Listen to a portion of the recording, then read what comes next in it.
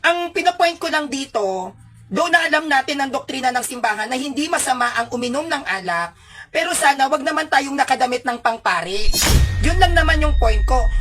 Hindi, kayo po ba, mga kapanalig, okay lang ba sa inyo makakita kayong umiinom ng alak tapos ang suot pang layman? Okay lang ba yon? Okay lang ba makakakita kayo na umiinom ng alak tapos ang suot na kasakristan? Yung pag-inom ni Father Darwin ng alak, wala namang problema doon kasi turo ng simbahan yan eh. Nag-react lang ako kasi naka-clerical siya. Sana nag-t-shirt man lang or nagsando kasi ako, kahit naman anong suotin ko o magsando ako, hindi naman ako taong simbahan, hindi naman ako choir, hindi naman ako layman. Kung dumedepensa man ako ng simbahan, karapatan ko yon because I was born and raised as a Catholic. Wala namang turo ang simbahan na ang pwedeng dumepensa ng simbahan is yung mga matitino lang.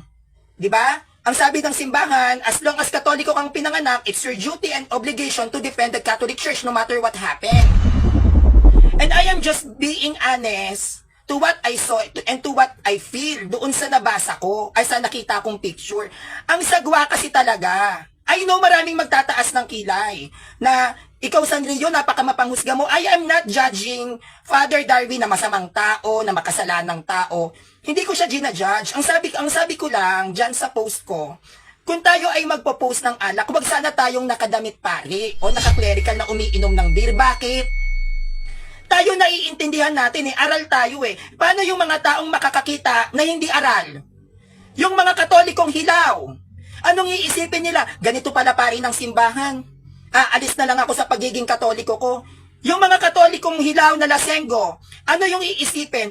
Yung pari namin umiinom, okay lang pala, pag-aralan ko ngang uminom. Baka kasi, magbunga ng negatibo sa mga kabataan na, kung yung pari nga umiinom so pwede rin akong uminom.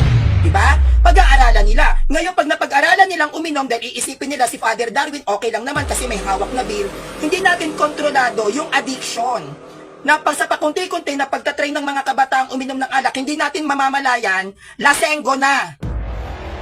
Hindi ba? Dapat nga i-promote natin, wag uminom. Though na alam natin na ang doctrines ng simbahan is walang masamang uminom ng alak, hindi ba't dapat i-promote natin, wag kayong iinom ng alak? Mas mabuti yon.